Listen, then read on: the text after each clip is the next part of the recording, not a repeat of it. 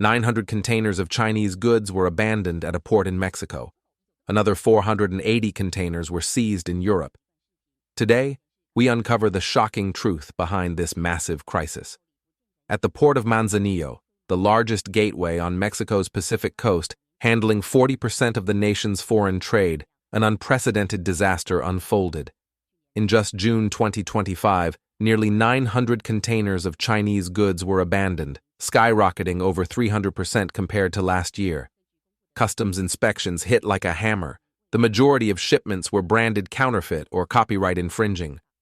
This afternoon, a chilling phone call reached me. A friend's shipment to Mexico, worth 400,000 yuan plus 30,000 in shipping fees, was among the abandoned containers. Everything gone, just like that. His trembling voice still echoes, 900 containers abandoned. Do you know what that means? Even with the lowest estimate, one 40-foot container is valued at 400,000 yuan. That makes 900 containers equal to 3.6 billion yuan. And in our faucet industry, one 20-foot container can reach 1.2 million yuan. These are not just numbers, they are sweat, tears, workers' wages, overtime, and the fragile hopes of countless families. The cruelest part? These goods now rot in Mexican ports, racking up daily storage fees only to be dumped as trash. What are business owners doing now? Some are desperately chasing clients, some are selling off assets or fleeing, and others are hiding in despair. They may look glamorous online, but in reality, everything has collapsed. But here's the brutal truth most people ignore. Many exporters failed to provide proper documentation. Customs found counterfeits, false declarations, and goods that didn't match their manifests. Online reactions were ruthless. One viewer said, "If it's fake goods and IP infringement, they deserve it." Another noted that major exporters who followed the rules were untouched. The chaos came from gray customs clearance, basically smuggling. Mexico's high taxes pushed smaller sellers to risk shady clearance routes, wrecking the market for everyone. Industry insiders revealed even their closest partners were hit. Thousands of containers now sit trapped in Mexican ports, some stuck for more than 3 months. The abandoned Chinese shipments at Manzanillo have drawn global attention. At the center of this storm, Mexico's fierce anti-counterfeit crackdown. The National Customs Agency, ANAM, enforced ironclad rules. No valid certificates, no clearance, no escape. Most seized containers carried fake Chinese goods, perfumes, cosmetics, handbags, tennis strings, sports gear, tools, tires, textiles. One customs fine alone could erase the value of an entire container, leaving exporters crushed under losses. And as investigations dug deeper, shocking details surfaced. Forged documents, fake invoices, mismatched packing lists. False declarations were everywhere. Some foreign agents deliberately hid real contents, exposing recipients to enormous risks. Faced with massive fines and lawsuits, many exporters had no choice: abandon the goods or be destroyed. To fight back against increasingly sophisticated smuggling, the Mexican government has rolled out an advanced cross-verification system. Customs now wields high-tech weapons, gamma-ray scanners, X-ray machines, multi-layer inspection networks, specialized inspection teams, expert chemists, and even sniffer dogs trained to perfection. Any container flagged by the system or an officer is torn open for full inspection.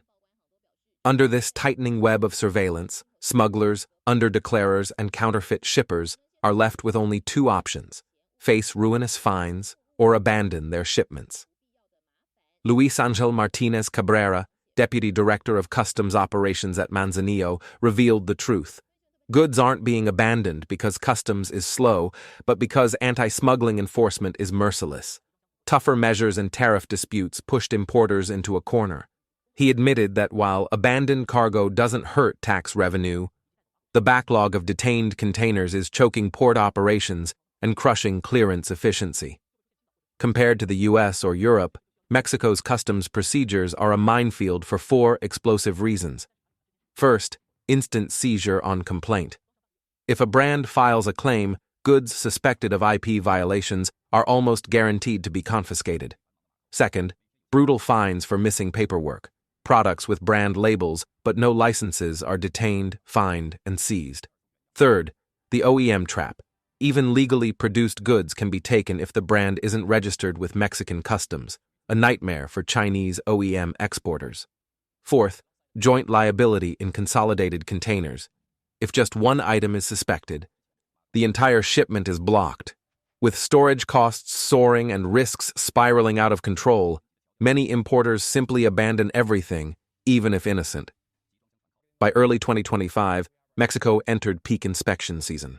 On May 1st, ANAM seized Chinese goods worth 300 million pesos, USD 16 million, in Mexico City, raiding 33 containers filled with illegal products from scooters to clothing.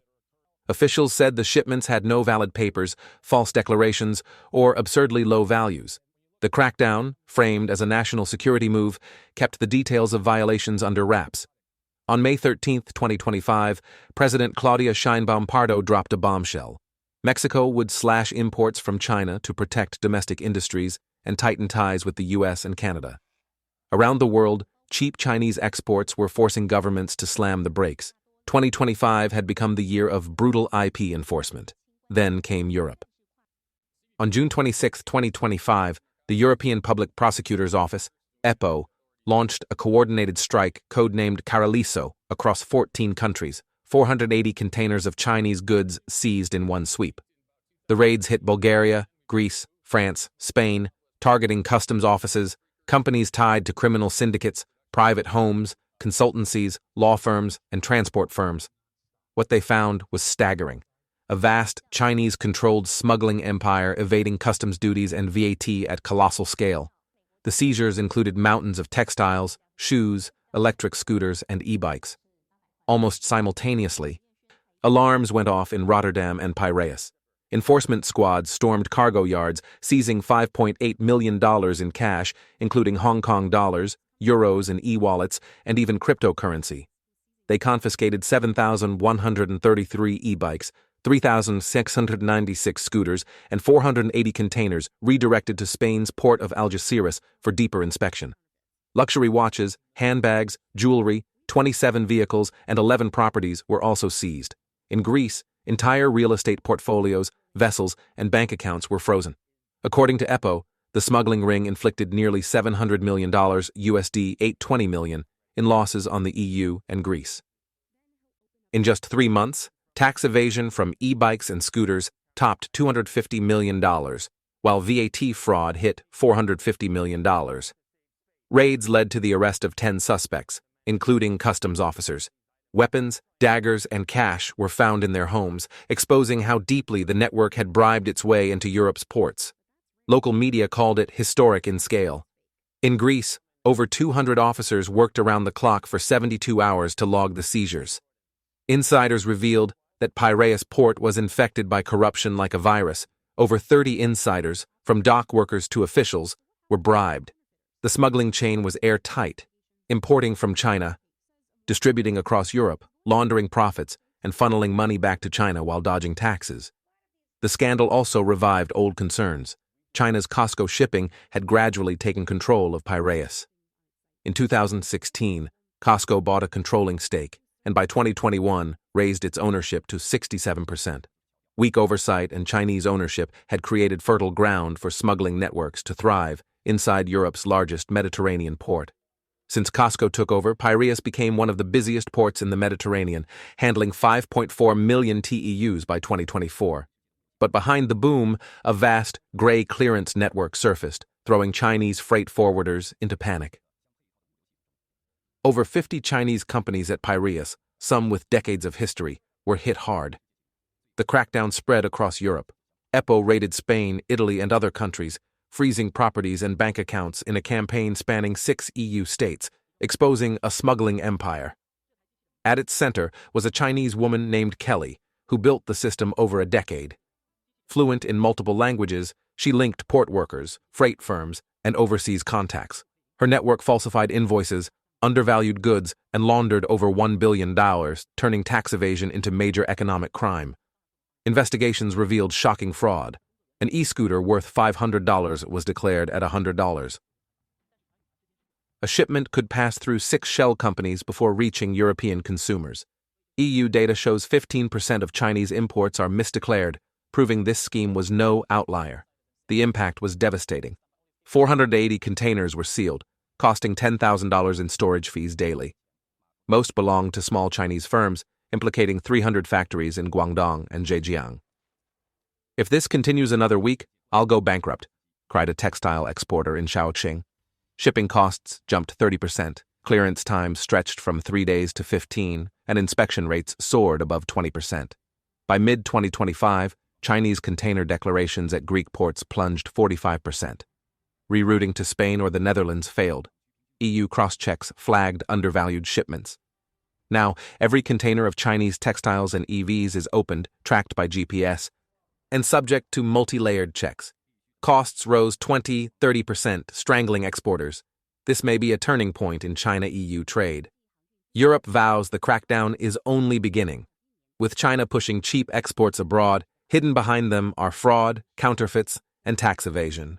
The EU and Mexico are now setting a model for the world: tighter oversight, stricter inspections, and an end to gray trade.